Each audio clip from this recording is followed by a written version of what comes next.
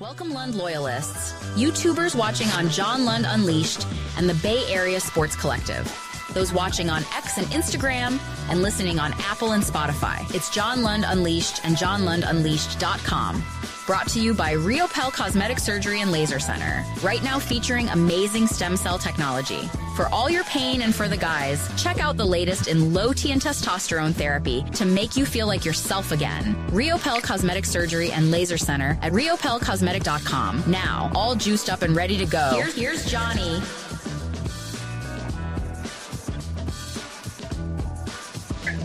Let's not waste any time with this thing. Played in or played out. Very simple. Played in. It's the smiling Curry on the left, not the dejected Curry on the right, although it was close. Steph had a 4-point play, a corner three, plus he got fouled by Scottie Pippen Jr. that made it 55-35 in the second quarter, and I stupidly on my notes wrote, game over. Yeah, not so much. Ja Morant got hurt in the third quarter, sprained his ankle, stepped on buddy, healed, 82-81 Warriors. I wrote again, game over. No, not so fast, my friend. Desmond Bane wouldn't let it happen, but as you can see on the crawl down below, the Warriors are the 7 seed now. They'll play the Rockets. I told you it was a better matchup. I told you the other day that by losing they won against the Clippers because I'd rather play the Rockets than the Lakers. It was just that you didn't want to have to play an extra game. So that was stupid on my part as well. Grizzlies, Warriors, get to the roll call in just a second. I have seen loud and clear what you're all about, and I have one-upped you. I'm going to tell you about that in a second during the roll call. Grizzlies, Warriors. The Warriors are the number 7 seed, 121-116. That 5-second count at the end. The Grizzlies couldn't give it the ball in bounds. Hello, dude, get it in bounds. Play in post game is what we've talked about. Play in, forget playoff, Jimmy. We'll get to that in a minute, but play in, Jimmy. 38 points, got to the free throw line a ton. This is exactly what you thought and why the Warriors were smart to get Jimmy Butler. Things are kind of out of control. Things are getting a little frenzied. You're not hitting some shots. The other team's making a run at you. No problem. Free throw Jimmy is in the building, and he went to the line a ton. So there you go. Play in, Jimmy. Ja Morant hurt in the third, as I said, with that ankle injury. It was 82-81 Golden State at that point. The Memphis start 11-2, but then the Warriors went on a big run in the first quarter to get things under control. Like I said, the Curry 4-point play in the second quarter, 55-35, and I said, game over. And not so much. Bane carries the Grizzlies. I'm Bane. He carried the Grizzlies in this game because Ja Morant, after the injury, not very effective, and it's going to be tough for them because they got to turn around on Friday then and play the winner of the 9-10, and I don't know that Morant's going to be ready, but we don't care about that. Steph Curry was absolutely fire in the fourth quarter. It was really Jimmy for 3 quarters. Steph carrying everything in the fourth quarter. Thank you very much, and it's the Rockets on Sunday, and I told you this earlier in the week, that 106-96 loss to the Rockets was going to prove valuable. The Rockets went balls out and said, this is how we're going to defend Curry, and we're going to get really physical, and Amen Thompson up in his face and double teams and all these kind of things. I'm sorry. Thank you for showing us what you're going to do against us. We're just going to put that in our little brain. And then when we play you, we've already got a little bit of what you're going to do. So thank you, young Rockets, for doing that. And I know they have guys like Fred VanVleet and Dylan Brooks, who's probably up for something stupid this series and so forth. But the bottom line is this. The Warriors win. They survive. They make you nervous. They make you crazy, but they win 121. I was thinking the Rockets score 106-96. 121-116 over Memphis. Give me your thoughts. At one point, it looked like they're cruising on this thing. They are fine. And then all of a sudden, not so much. And you kind of had to hold your breath. My wife was in here sitting, as she never does, on the couch here in the studio because this is kind of like a guy's room and it smells like a guy's room. And she doesn't come out here very often. It's very important when she does. So when she comes out for a playoff game, and she was very nervous. That was a problem. Rebounding was a major problem. The second chance point, Zach Edey is like this mechanical robot. He's like Herman Munster. Dun, dun, dun, dun, dun. Like he has no movement skills, but he's still got, 16, 17 rebounds? And then he brings the ball down. It's like the guy's, oh, my God. But anyway, bigs give him trouble. Size gives him trouble. Şengün is going to give him trouble. I don't even know if the JK thing, unless you want to talk about it, it's really a topic of conversation. He's clearly out of the rotation and isn't going to be here next year. So I don't know about if there's any kind of discussion to be had as far as that goes. But give me your thoughts on the game. Give me your thoughts, how nervous you were. Play in Jimmy. Steph Curry at the end at points. You thought they've got this thing, and then you got a little bit nervous. Desmond Bane was really good. Then the ankle injury, you're thinking, okay, At times, the officiating was kind of inconsistent. At times, they let him play. At times, they didn't. My wife is in here. I was like, for both sides, I just want to see consistent officiating. There was some ticky-tack kind of stuff. Draymond, give him a ton of credit in the past. He might have lost it on some of those things, but he didn't tonight. So the Warriors win, and they're the 7 seed. Nathan and Todd are already headlining the beer chug, which is fine. I knew it. I saw it. And I'll get the beer chug going, and I'm going to up you. I'm going to up you on a beer chug just a second, but you all have to be doing the same thing that I'm doing. So we will celebrate a 121-116 victory. Nathan is here tonight. Todd is here tonight as they're going both back and forth. I love it. We should have done probably the end of the game on this whole thing because you guys are doing a little bit of play-by-play here, and I appreciate the supers. We'll get to them in just a second. Bunch of supers in here that you guys are asking for the chug, so I will make sure that I get the chug going. For example, there you go, right there. Let's go. The chug, and I'll make sure that we have a beer chat going and we get everything going and we go crazy. Now, here's the deal: we are exclusive to YouTube tonight. So the only places we're doing this thing is we're doing it on YouTube, both on the Bay Area Sports Collective and John Lund Unleashed. So that's it. These are the only 2 places we're doing it. So tell your friends if they're going to watch somewhere else, they cannot do that. I love you too, man. I love you too, man. I got a great story about that. But yeah, that ankle roll did not look good. There was a lot of issues as far as that goes. But you know what? They end up getting the victory. So, Steve, good evening to everybody. This is a little weird because we do it so early, and now we're like here late at night. So really good to see everybody. I love that you guys, Nathan and Todd, were doing play-by-play here as I'm doing this. Good afternoon or good evening to you, Steve. It is great to see you in here. Fiend, Baba Booey, it is great to see you here. Joy, oh, hello, Joy. Did you put everybody to bed? That's very nice. Caesar is here. Michael is here. Great to see everybody. I want to get your thoughts. Papa J, Steph Curry, the old man. He did step up in the fourth quarter. I love it, man, because I put this up early. So there's tons of messages here from people who are kind of doing this live thing during the game. I should have probably should have jumped in here a lot earlier. Vrock 408 is the man. I like it. Pine Needle. Alex, good to see you, my friend. Awesome. Bucko Sports, hadn't seen you in a while. Great to see you. Did I say Papa J? Hello, Papa J. Scrim Bowl, is that what that is? I can't even see it. Is that Shrimp Bowl? It's very dark in here. Shrimp Bowl. Good to see you. GP2 had, early on, GP2 had like 7 points. The bench was really good in the first half. Post hit a couple of big shots early. GP right off the bench scored hit a 3. He had like 7 points in the first half. Second half, not so much. But first half, the bench gave him a little bit. Ryan D, it is great to see you. DC. So give me your thoughts. Give me your thoughts on what you saw tonight. I will give you my thoughts. First and foremost, let's celebrate the win. So let me do this because I know everybody's going to do this. Let's celebrate the win, and then let's get into what we think of this whole thing. So let me pour one. All right, let me get one there because Todd and Nathan were doing play-by-play during the whole thing, and they gave me about 5-6 supers, and so I owe you guys. Plus, I owe Nathan anyway because as I left the show this morning, I saw a super, and I'm like, whoa, and I didn't get to it, man. And so I want to make sure that I get to all the supers because I owed you one from today. So I was like, whoa, just pop some of these up. There's one from Todd. Great to see you, Todd. Thank you for the super, my friend. Let's see what else do we got. We got a bunch of ones in here. Let me just make sure. Yeah, we got a ton of stuff in here today. So anyway, good to see everybody. Give me your thoughts on the win. I'm going to pop up the box score in a second, but let's cheers to some. What are we going to cheers to tonight? Play in Jimmy, to Steph's fourth quarter, to be in the 7 seed. What would you like to cheers to here? I'm going to wait for a second. Very nice, man. Lund kept me awake on my, let's see here. Where is it? Oh, right there. Dude, you're the same as me, man. Lund kept me awake on my drive back from Los Angeles. I'll put on music for a while, but then it's like I gotta have somebody to converse with almost, right? Like Lund says stupid stuff, and I'm like, you're an idiot. And then you drive and you feel better about things and everything like that. So anyway, I'm glad that I could be of service in some way. Hi, Tony. It's good to see you. Give me your thoughts on the Warriors. Let's pop the board up real quick. Or you know what? Let's do this first. There's a bunch of people. Let's just to the Warriors, right? To anything, John. Like whatever. Like I'm pounding one. I like this. All right, everybody. Let's cheers. Let's do a bunch of stuff here. All right. Somebody's just popping in. Hi, Brock. Good to see you, man. I always like pop. People are tripping about it, JK, but I think he's just he is a bad locker room guy. What are you talking about? Let me pop it up. You had one a little bit earlier because I might have missed it. Tell me who's a bad locker room guy. You're talking about JK? I don't know about JK there, but okay, let's do it.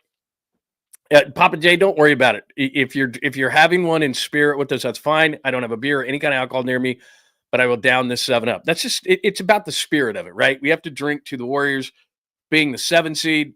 If you were with the show this morning, I was not confident. You lose to San Antonio, sorry, that saps my confidence. And you lose to San Antonio at home that drops you into this playing game, it saps my confidence. Having said that, I wrote a piece at johnlundunleashed.com, and I said this is a good thing. I said they're going to beat Memphis. I thought when Steph hit that 4-point play in the corner and they were up 55-35, I thought this thing's they put the pedal to the metal right then, they win the game. Memphis went on a 7-0 run, and it was like, damn, they're going to have to play this thing to the end, aren't they? But they've got until Sunday. It's plenty of time. As Draymond Green said, they're not senior citizens yet. You could tell with Curry and Butler. Dre's got to pick it up a little bit. He was in some foul trouble tonight. But let's cheers to it. Here's to the Warriors. Here's to the 7 seed. And then let's discuss. Tell me what you thought of the game. And if you want to look ahead to the Rockets, we can do that too. But cheers to everybody. Let's do it.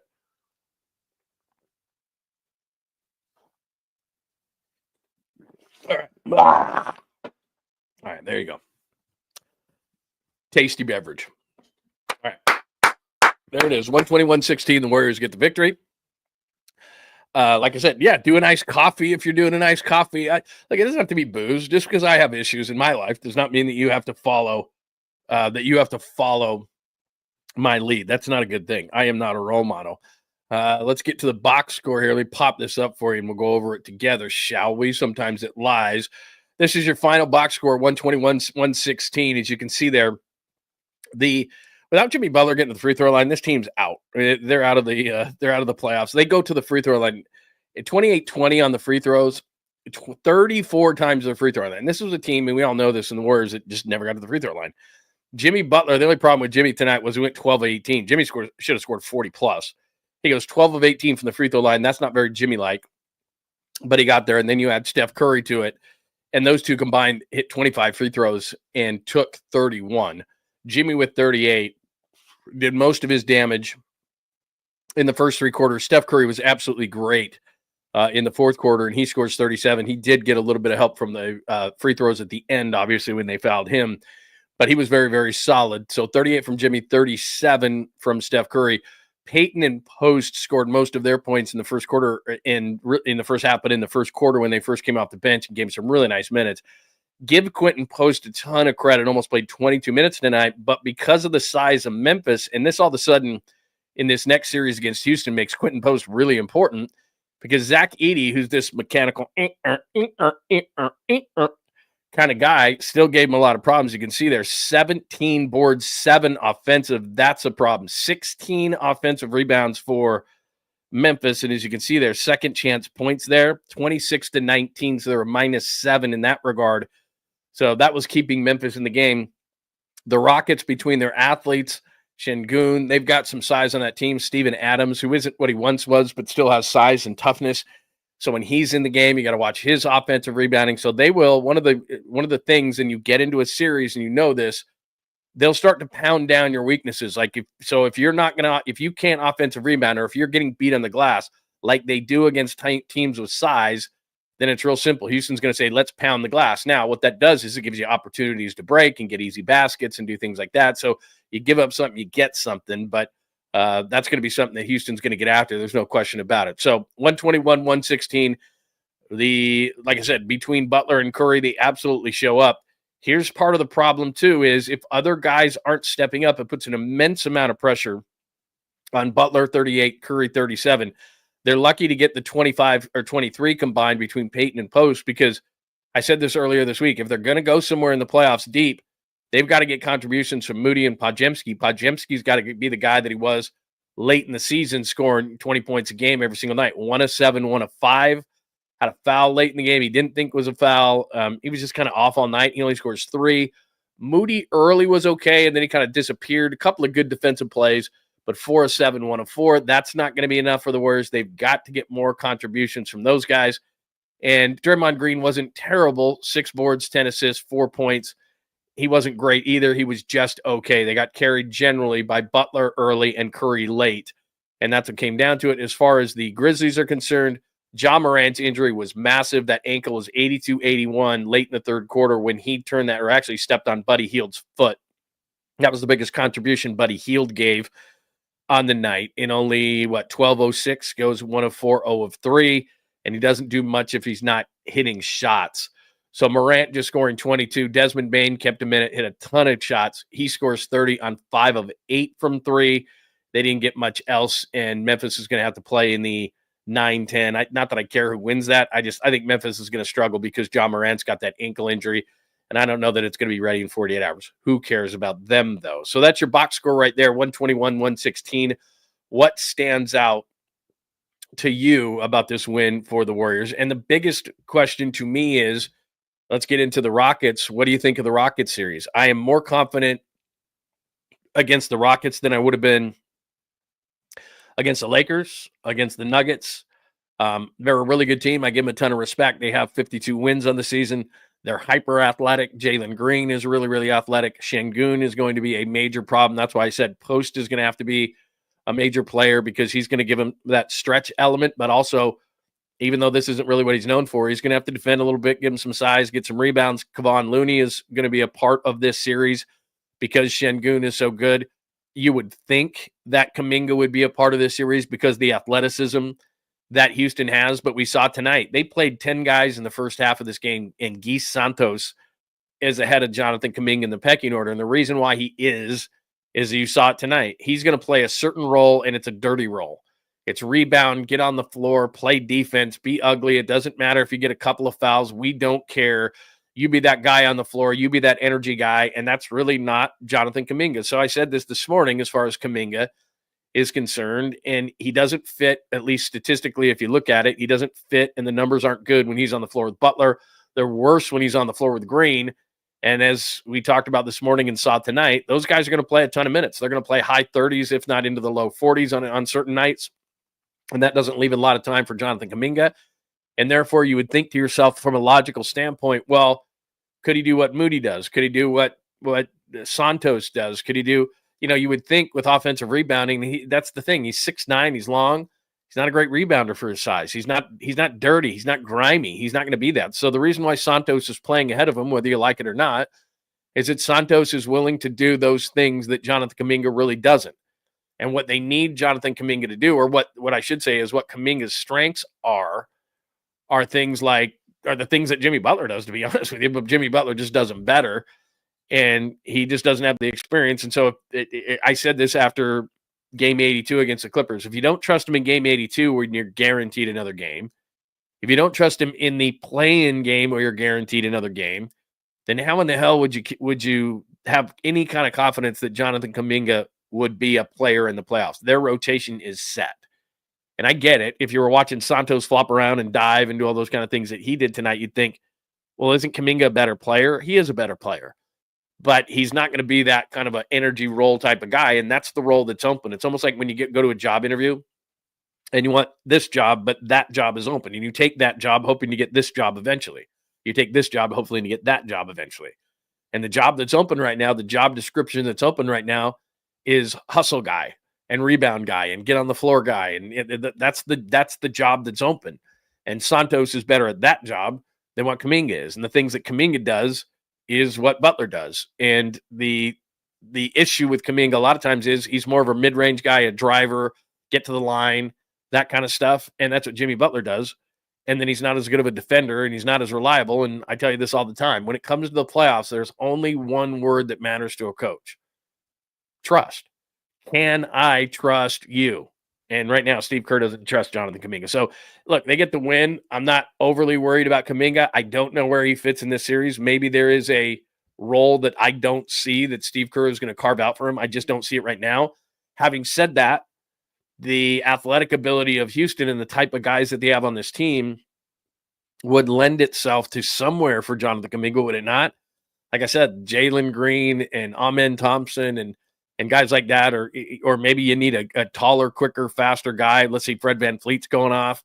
Whatever. Kuminga can guard a few different positions, so I would think size and athleticism at some point would come into play during this series against Houston, who's a very athletic team, but it just doesn't seem like Kuminga has a role, which means in the offseason, which hopefully is a long way away, that he's probably going to another team and he's going to try to keep the best attitude he can, but we'll see.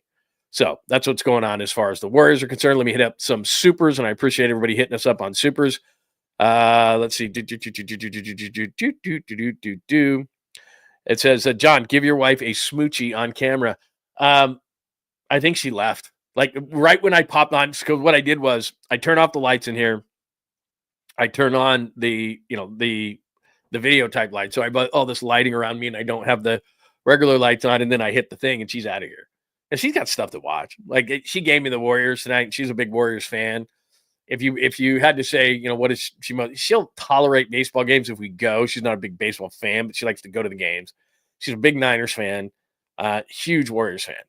And so when, she'll come in and watch during the playoffs and stuff like that and ask her some questions or anything like that. Like we were down the stretch, she was asking me some questions about what was going on and what about this and why are they doing that and all that kind of stuff. But the minute the lights go on in here, she's gone.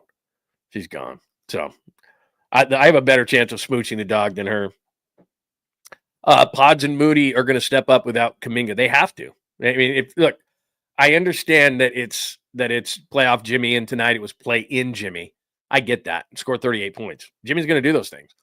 Steph Curry didn't do anything out of the unusual tonight. I mean, I guess we just take it for granted that he's going to dominate in the fourth quarter like he does.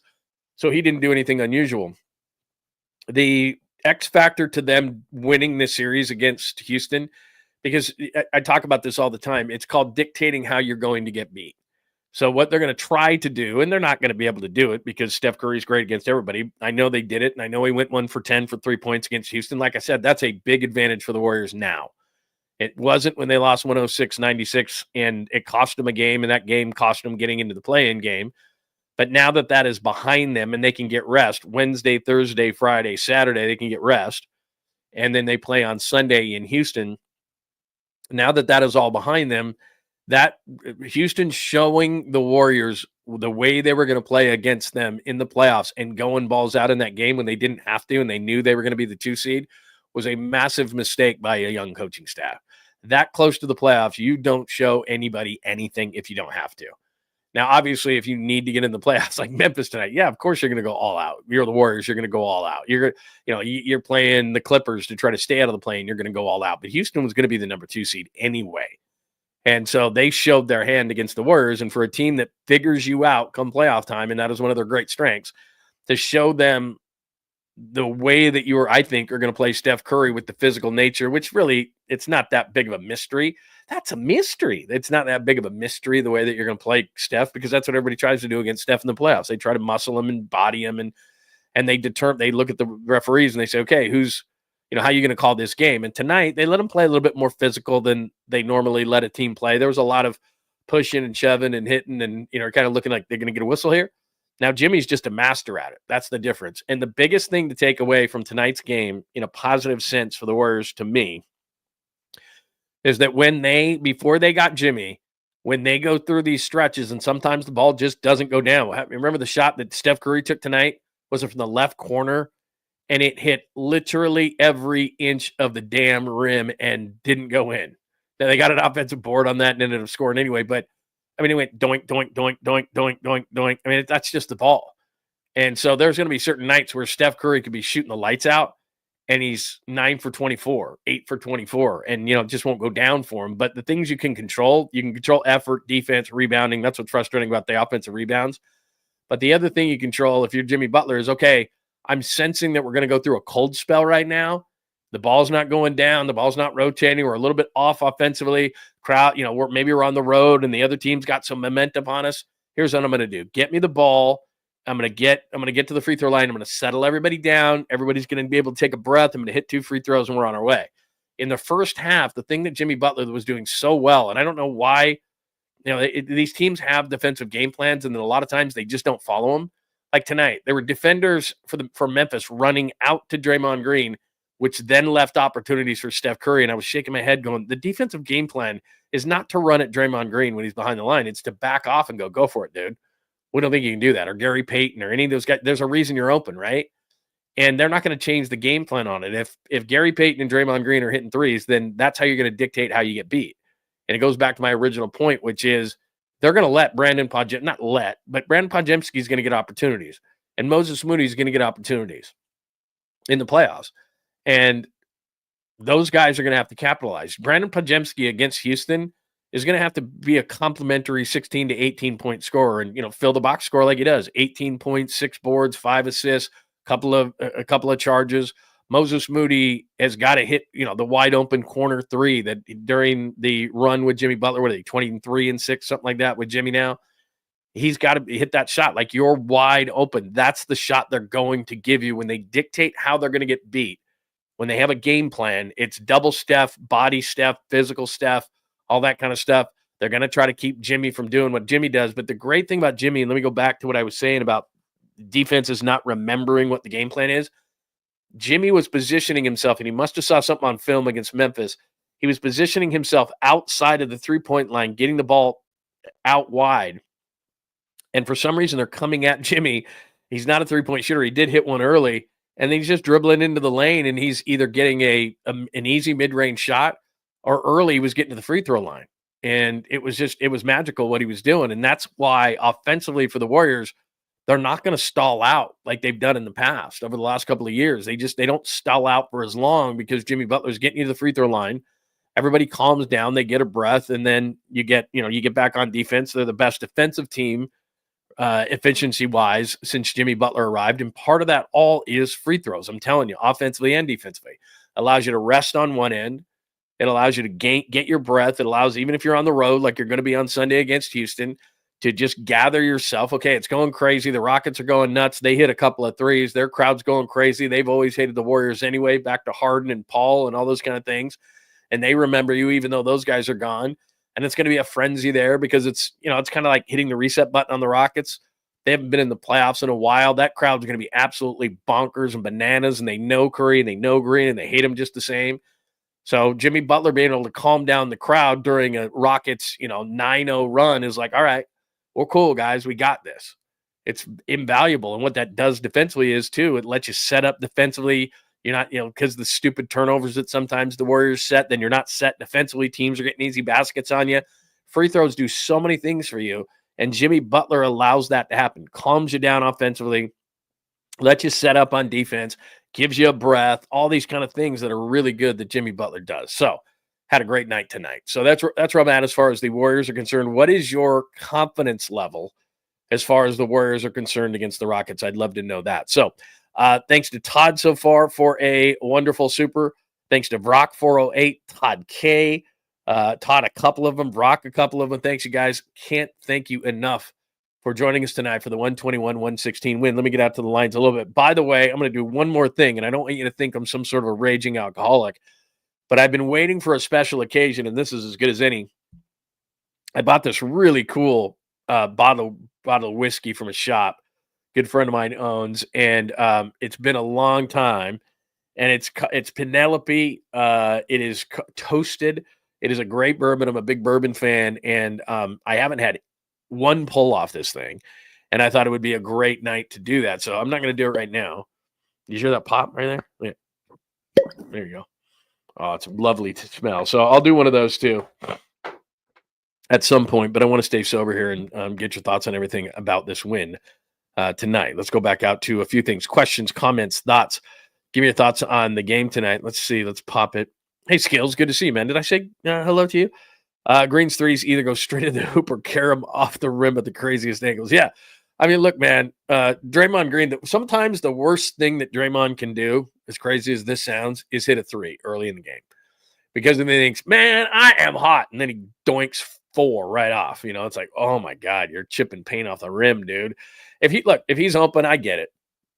Corner threes and everything. But you've heard this term many times. There's a reason you're open. And in his case, there's a reason you're open. Harmony, the robot, you're talking about, by the way, Harmony, the robot, which we originally, when I was working with Tolbert, it originally came aboard with that, and then they stole that from us, which is fine, because we quit doing it. But they stole that and did that, but it was aimed originally at Daniel Ogden, who is actually producing Tom's show now on the Bay Area Sports Collective, by the way. By the way, I don't know that I was supposed to say this, but Rod Brooks is going to be making a show very, very soon. That's all I can say about that. I don't know that I was even supposed to say that. So he is joining the Bay Area Sports Collective at some point.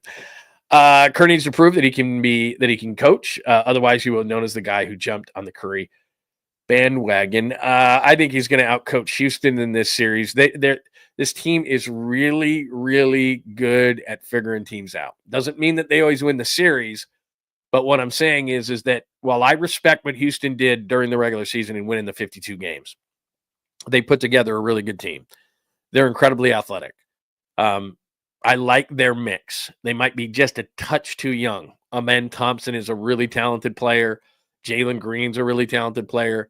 Şengün is a very talented player, and they're going to be a handful to deal with to beat to the Warriors. But none of them have one game of playoff experience, not one. Now, Fred VanVleet won a championship with Toronto. Basketball gods helped out a lot. Klay Thompson and Kevin Durant injuries. The basketball gods helped them get that, but they got it and they won, so give it to them. But Fred VanVleet is that much older, and he's a nice player, but he's not as good as he was in those Toronto years. Dillon Brooks is just basically an irritant, and sometimes he is more hurtful than helpful for his team, which is what you got to hope for. He is more concerned. He's a Dennis Rodman-esque kind of a player, and I don't mean that in terms of the way he plays defense or rebounds or anything like that. I just mean what he's trying to do is he's trying to irritate you and take you out of your game. And so the Warriors, the one thing that the Warriors have to watch, and especially Draymond Green, because every single team that plays the Warriors in the playoffs, one of the things on their board, on their bullet points of their board for the playoff series is make Draymond Green lose control of himself. Get him out of his game. Get him pissed off. And Draymond has done a nice job. Even tonight, he fouls out like it was a foul. It was an inbounds play. It was a stupid play by Draymond Green. Didn't need to make the play, and the play that he fouled out, and the foul before that they reviewed was a foul too. And he's sitting there running around doing this kind of thing, and it's like, if you're Steve Kerr, don't be influenced by that. Just if you don't think it's a foul, that's fine. Make sure, but don't be influenced by Draymond Green running all over the court doing this kind of a thing. And it was a foul. It was clear it was a foul. So those last two fouls that he was all mad about, but he walked away from the officials, and I give him a ton of credit, because when he fouled out, it was 117, 114 late in the game, and I'm watching him. I'm going, is he going to get a technical foul? Is he going to get a technical foul? Because Scottie Pippen Jr. missed a free throw that could have tied the game at one point late in the game. And I'm thinking, if Draymond gives him one back and all that stupid stuff. So what Dillon Brooks is going to do is he is specifically there to irritate Draymond Green and try to take Draymond Green out of his game mentally, which Draymond Green should not allow. And late in the game, get a stupid technical foul. That's why he's there constantly to irritate, because he's not overly talented. So when I look at them and I say, okay, they've got some veterans on the team. Steven Adams doesn't play a huge role. He can get some key offensive rebounds and things like that. He'll give you some beef. But what the Warriors are going to do is kind of what they did with Edey tonight. It's like, all right, come on out. Like, if you're going to play drop coverage and allow these shots for us, then we're just going to take advantage of you. And that's the one way you can take advantage of a guy like that. Now, Şengün can move a little bit better. And on the offensive end, the problem with him is, the young guy from Turkey, is he's a really good offensive rebounder. He's very active. He's good around the rim. I'm not saying he's Jokic, but he's got those kind of a skill set to a certain extent. So he's going to be a problem. He was a problem in the game that the Rockets won 106-96. In addition to, like I said, Amen Thompson, they'll figure it out as far as the Warriors. Curry's not going to have another 1 for 10 kind of a game. So anyway, to be honest with you, just to kind of cut to the chase as far as the Rockets are concerned, I feel good about their chances against the Rockets. I think you know what? If I had to make a prediction right now without seeing the first game and diving really deep into it, like I will before tomorrow's game, before tomorrow's show, I think they're going to beat the Rockets. I think the Rockets are a really good team. I respect that they won 52 games. It takes a little while, that stepping stone thing, but I do think, I'm not saying the Warriors are going to win a championship or anything. Like I said, if this was going to be a 3-6 against the Lakers, if they had beaten the Clippers, that's what it would have been. I would have said Lakers over Warriors in 7. In this series, I think it's going to be Warriors over Rockets in 6. I think they're going to win the series in 6 games. I think they're going to win it on their home court. I think they're going to surprise the Rockets on Sunday. It's going to reel the Rockets a little bit. The Rockets will win game 2. They'll win one of the first 2. Let's say that. They'll win one of the first two in Houston. Houston's going to be like, what in the what, the what, and the what? Weren't we the 2 seed, and didn't we just beat these guys? And they'll win one of the first two games and get home court after that. And I think they'll win the series in 6. I think they would have lost to the Lakers. I wrote the piece on JohnLundUnleashed.com, and a lot of people came back at me and said, well, it's an advantage that they're playing the Rockets, but then they just have to play the Lakers in the second round anyway. I think Minnesota's got a great matchup against the Lakers, and as I tell you time and time and time again, that's what playoffs are about. It's about matchups. And I think that the matchup between the Lakers and the T-Wolves is going to be a tough one for the Lakers. They're more talented, but Anthony Edwards at any point can go off for 45. I don't know that they have somebody that's going to be able to defend him. LeBron James certainly is not. Jokic is certainly not. Reeves is certainly not. They're not. I don't know that they have someone to body up with him. Now, that means, Randall has to have a hell of a series, and there's a number of different guys, Mike Conley. It's going to be tough for Minnesota to win, but I think that at the very least, they're going to make it a really tough series on the Lakers. And any time that you're playing more, and LeBron James has to play more games, it's kind of like Curry and Butler. Like, you don't want to play unnecessary games. You don't want to play as much as you can, but I do think they're going to beat Houston. I do. All right, let's see. Is the ticker new? If the ticker is bothering you, we can take a poll about this. I can do away with the ticker. I just thought, people were tuning in, 121, 116, just so you knew what was going on. Now that you mention it, Chris, it's kind of annoying me. So I'm taking it away. It's over. It's over. There you go. Get out of here. See, look at that. It's all it took. The ticker's gone. I might bring it back a little bit later, but now that you mentioned it, it was kind of bothering me. By the way, Joe, I do a radio show in Seattle every week. My good friend Ian Furness at KJR in Seattle. Every week I do a hit with him in Seattle on Tuesday. So I did it today. And you say, my husband doesn't like basketball, no team in Seattle anymore. So I watch my 18-year-old. When I was up in Portland for years and years and years, they had the Blazers and the Sonics up there, and they'd go back and forth. And the players would drive, the Blazers players, Bonzi Wells, Damon Stoudemire, Rasheed Wallace, all those different guys. And one time, the Blazers let him do it because it was only like a 2-hour drive from Portland to Seattle. And so we would all drive up there too, media guys. We'd all jump in a car, whatever, and somebody would drive up to Seattle. And then Paul Allen owned the Blazers, and he had this big house, and he had a huge NBA-sized gym, not seats, but, a big court in his house. And the Blazers would actually drive up there, and they would practice. And I don't know why they didn't take a bus, but those guys didn't take a bus. And while Damon Stoudemire was driving with the rest of the guys in a car, not a bus, in Seattle, what ended up happening was his house got not broken into, but there was an alarm that went off, and the cops were like, hello, is anybody here? They walk in the house, and there's boatload of weed just like distributing, not personal use weed before it all became legal. And so it became this huge thing. And we're all in Seattle at Paul Allen's joint covering the Blazers Sonics. And they're doing a practice at Paul Allen's place. So they let us in. Believe me, they were like, you stay right here. We had to stay in the gym area. But then we get this, and this again, before social media, all this stuff comes out, but we get these alerts that are like, yeah, there's a bunch of weed at Damon Stoudemire's house in there in Seattle. We're all in Seattle. We're like, what's that all about? So anyway, yeah, there used to be a team in Seattle, and they were the Sonics, and that's my story. Don't know if that was relevant to anything. Let's see. I love that everybody's going off on tangents tonight, even tonight. That's very cool, man. Oh, thank you, Kenneth. That's very nice to say. Thank you very much. Very nice to see you. What else do we have on tonight's game? 121, 116. How you feeling now that we're past this and they won? How are you feeling about the Rocket series? I am very curious to know how everybody's feeling about the Rocket series. I feel good. I think they're going to win it in 6. I think experience is going to shine. At times, the Warriors have not shown.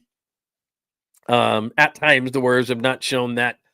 veteran down the stretch kind of thing. I mean, tonight I'm watching the game and I'm going, are they going to hit shots? Are they going to have to play on Friday? I mean, what the hell is going on, man? It's driving me crazy. What happened? What just happened? Something happened? Let's see. But anyway, I'm feeling good. I feel good about this series. As far as the rest is concerned, everybody was concerned because they didn't win on Sunday that they were going to get 6 days off. Look, they get Wednesday, they get Thursday, they get the Friday, they get Saturday. They'll do a short. They'll probably bumps and bruises and stuff come in for some treatment tomorrow. They'll get a game plan together. The coaches are probably working tonight. Thursday, they'll get on everything. Friday, they'll practice. Saturday, they'll probably, maybe they'll head out Friday night, whatever. Saturday, they'll do a shoot around at Toyota Center or whatever it's called. I think it's still Toyota Center there. Toyota Center, they'll have a shoot around, kind of get used to everything. And Sunday they play. So being tired and all these things that I'm always complaining about, like, God, I'm so sick of people saying that, I'm tired at this point of the season. They're not going to be tired. That's not going to be an issue. And there's no back-to-backs. So they're going to be completely fine. Great to see you, Dom. What's going on, man? Schedule looks good for the Dubs to rest up, plenty of space between games. Yeah, that should not be an issue. And the media member who inevitably will ask this question, what about being tired, this and that? Somebody's going to ask him because they already did. There was it Draymond Green after the loss of the Clippers, and somebody asked him, and he went, "Look, man, we're not senior citizens. Like at this point of the season, I'm sorry that you have to do a 16-game sprint to win an NBA title, but that's the way it goes. And nobody's playing 82 anymore, and nobody's playing 40 minutes anymore. Well, you know what? Chris Paul just played 82. What's he, 50? No, he's not 50. He might be close to 40, though. But he played 82. I mean, he knew he wasn't going to the playoffs, but still, he played 82. So very few players play 82 games. And no players play 40 minutes a night. So everybody should be rested. We're not going to hear about that. We certainly do not want to. Oh, the weed story. No, true story. True story. The alarm was going off at Damon Stoudemire's house. He denied the weed that was his. But again, this was back in the day. It doesn't even matter. Like anymore, players smoke weed. Oh, yeah, okay. Like, tell me something I don't know. They're sitting around there's hardly any shoot-arounds anymore. They used to have them about 10 a.m., and they don't really do those anymore during the regular season. They'll do them in the playoffs the day before. Like I said, Saturday they'll have a shoot-around. But they used to do them like, when teams were traveling and stuff, and they'd have a 7 o'clock game, there'd be a shoot-around at 10 a.m. And I'd go down. Like I said, I was a beat reporter for years for the Utah Jazz. I was a beat reporter for the Portland Trailblazers. And you'd go down there and at 10 o'clock, and that's where I'd get my pregame interviews that I'd run during those shows. And anymore, they'd just rather have the devices say, player must rest. So they just rest up, so they don't really do the shoot-arounds. Plus, I've told you this story before. Nike's in Beaverton. I used to live in Beaverton, Oregon for years when I was covering the Blazers. And every player wanted to go to Nike. So even the non-Nike players were like giving the Nike players a list to go there and shop for them. And then they would just send all this stuff back. And I had a cousin that worked at Nike. So a lot of times I'd go in there and I would just observe players and what they do. And they just have this giant cart. And they have an assistant with them. Nike would give them somebody. And they just throw tons of stuff in there. And then they'd send it all back. So it would be for kids, for friends, for, whatever, shoes, apparel, gear, sweats. I mean, it was ungodly. And, you could shop there as not a regular old person if you knew somebody. So I would do that. But they would just be like, okay, at the shoot around, they'd be like, okay, we have 10 minutes. And normally at a shoot around, you might have 20, 30 minutes afterwards. But they wanted to hop on a charter, and they'd want to run out to Nike and get as much stuff as they can. And then they wanted to get their room and, sleep and play video games until the game. But yeah, that weed story, 100% true. And that was back in the day where it was like, you should have all these guys on a bus. Like, these are the Jailblazers. Like, this is not, you don't let them drive all the way to Seattle by themselves. I mean, it's only, like I said, it's only about a 2-hour drive, but down to Paul Allen's place in Seattle. But it was like, you can't let these guys do that. And then, like I said, we all get there and we get this alert. And again, it's not like there's Twitter back in those days. And, the PR is like, yeah, there's an issue with Damon Stoudemire. His alarm was going off at his house and the door was cracked open. So the police walked in and there was this gigantic, I mean, the way I remember it, this is probably overblown, like a bale of, like a big thing of weed on the counter. But I know it was more than like an individual consumption amount. That's all I'm saying. And I remember he never got charged with anything. But it's like, that's probably a bad idea when like your door's cracked open and your house alarm's going off and cops walk in your house and they see this gigantic bale of weed on your kitchen counter. It's probably a bad thing. But, the problem was, I'm sure a lot of people remember Damon Stoudemire. He's a coach now. He was a coach in Memphis, actually. I don't know where he was coaching at Pacific. Is he still at Pacific? But everybody has hangers on, and Damon was from Portland. And so the problem was, is a bunch of old buddies or something were hanging around in his house, essentially, and he was out of town. And it's like, damn, man. All right, should we break out this? Should we break this out? And then I got another shot, and we got to go because I got a show to do in the morning. Everybody. Now this is called, like I said, I'm not pumping this for anybody. Penelope Bourbon. I bought this at a specialty store. it smells divine. And so because the Warriors won, boy, that's a sizable pour. All right. I do not have a problem. I'm just celebrating. So Penelope, bourbon, barrel shop toasted is what it says here. I've wanted to taste this. I'm not going to chug this whole thing. I want to give it a little bit of a taste. Okay, let me just get this real quick. Get a little not a chaser, but I like to have this close to me here. We're celebrating. Remember, this is just a celebration. What is today? Tuesday? It's a little early in the week to be doing this, isn't it? Probably. All right, hang on a second. Right. Listen to that. Solid.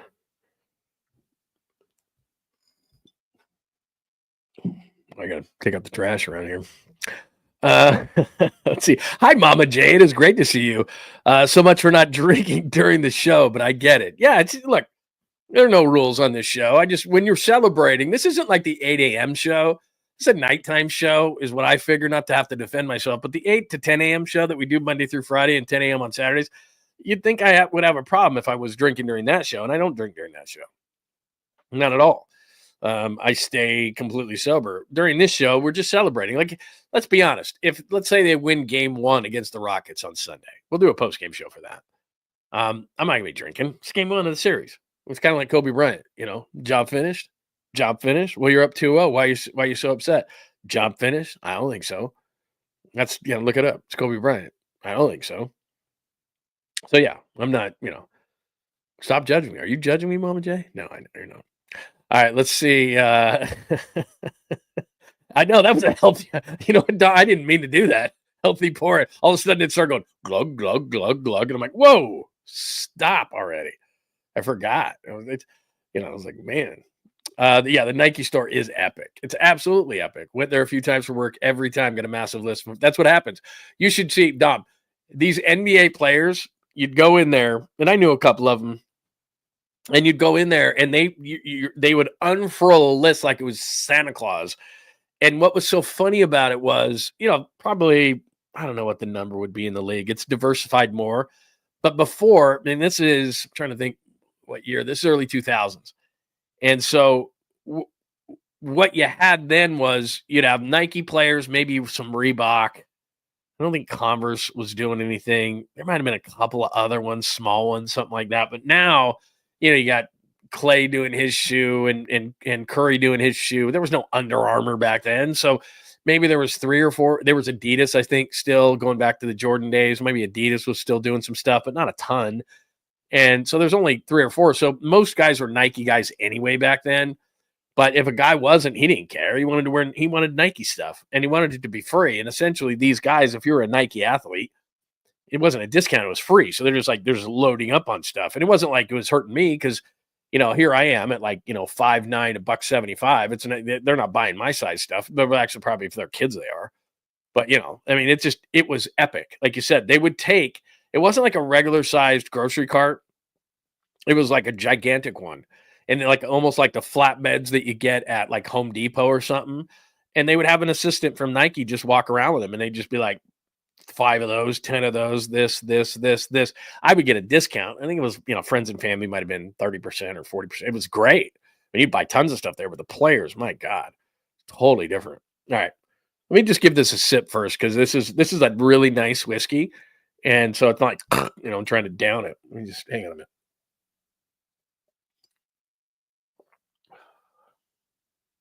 Yeah, that's nice. That's really nice. Yeah, that was way too healthy of a pour, by the way. But yeah, it's really good. All right, let's keep talking about it. So let me just reset. If you just got into the room tonight, it is great. We are exclusive to YouTube tonight.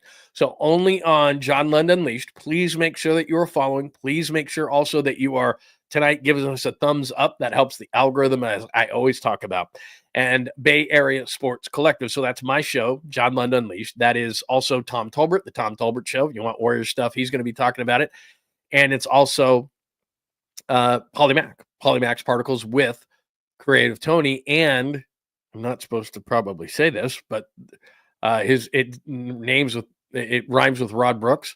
is going to be joining us shortly, officially at some point. He's been doing a podcast called Quality Hang, and it's going to be up with the Bay Area Sports Collective. So make sure that you check that out. So make sure that you're subscribed to both channels, my channel and Bay Area Sports Collective, and I appreciate it. We are normally doing the show 8 a.m. to about 10 a.m., a couple of hours we do every Monday through Friday, and then Saturday we do a show as well at 10 a.m. We will be doing, just so you know, we will be doing all post-game shows for the Warriors in the playoffs, all post-game shows. So make sure you make a point of it and keep your alerts on, because we'll do post-game shows and we'll hang out for every show. I'm only celebrating tonight because they got into the playoffs. I'm not going to be drinking every night and being some crazy person. Not that I'm being a crazy person tonight, but you get me. Hi, Jake. Good to see you in here tonight. Again, what did you think of tonight's game? If you just jumped in here, what do you think of their chances against Golden State? So again, I'll go through the chalkboard tonight. They are the 7th seed. They win 121-116. The 5-second count at the end. Memphis couldn't get the ball in. That seals everything. They play the play-in post-game shows. What we're doing. Play-in Jimmy got to the free throw line a ton. He basically carried the team for 3 quarters. And then it was Steph Curry in the 4th. Huge play. Ja Morant lands on Buddy Hield's foot. It was 82-81 Golden State at that point. Ja Morant played a few minutes in the 4th quarter at the end, but nearly, you could tell he was limping around. Hit a couple of mid-range shots, but was not the same player. I did think, as it says, Curry 4-point play at 55-35, and I could probably even show you this on my phone because I was making all these notes on my phone and finally sent it to myself at the end. Let's see, 2nd quarter, I can tell you exactly when this point was. So half 67-55, right here. Curry 3-1 off motion. He moved all around, if you remember the play. Ends up in the right corner. 55-35 Warriors, 6:53 left in the 2nd quarter, and I wrote in caps, game over. He made that 4-point play. They were up 20, 55-35. Then Memphis answers with a 7-0 run to make it 55-42. It was a 9-0 run, 55-44. Actually, it was a 13-2, 57-48 with 3:45 left in the half. And at the half, it was 67-55. So I thought they could have stomped on their neck, if I'm being honest. I want to see more of that, because against Houston, if you're up 20, 55-35 as they were in this game, you got to just keep pounding. You got to step on their neck. You got to be up. You're up 20. You got to be up 27. Like that run that Memphis made, a 13-2 run after the Curry make at 57-30 or 55-35. At that point, you're the team that goes on the 13-2 run. You don't allow Memphis to go on the 13-2 run. You go on the 13-2 run. You step on their neck, because that's the thing. This team, really young basketball team in Houston, you have got to, especially from game one, from jump. And I know that this is what Steve Kerr is going to be pounding in to their heads, and Steph Curry's going to say, I know, and Jimmy Butler's going to say, I know, and Draymond Green's going to say, I know.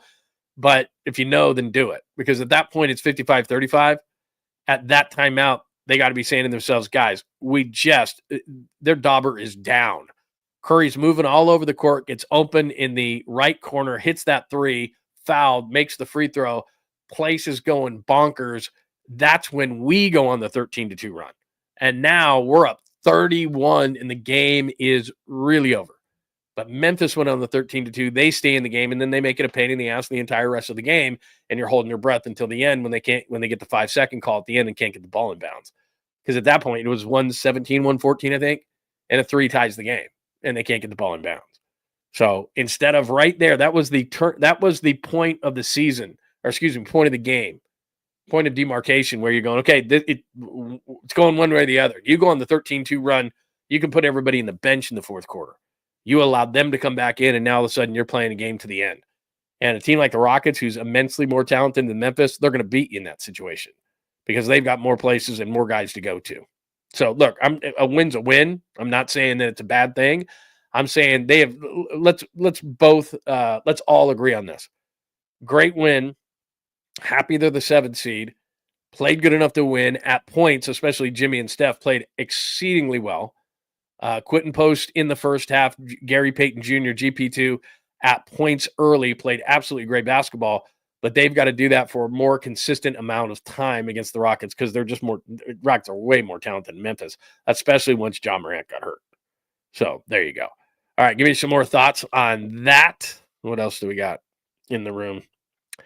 Off the Slumberland. Okay, Mama J, thanks for stopping by. We appreciate you. I'm going to get out of here pretty soon, too. We're 54 minutes in. Usually I keep these post-game shows to about an hour to just so that because tomorrow in the morning we're going to talk more about this and I'll dive down deeper into this kind of stuff. Plus, we got more stuff. Giants lose tonight, all that kind of stuff. But I'm not down on it, except for Verlander was not great. But I'm not going to get into that tonight. We're going to keep it with the post-game. All right, let's finish her up. Let me finish this whiskey up, and we'll get a few more thoughts in, and then we'll get out of here. Bottoms up. This is my Battle of the Bay, if you didn't see that. Let me see if I can get that straight. Battle of the Bay. That is no longer. That's depressing. Hold on.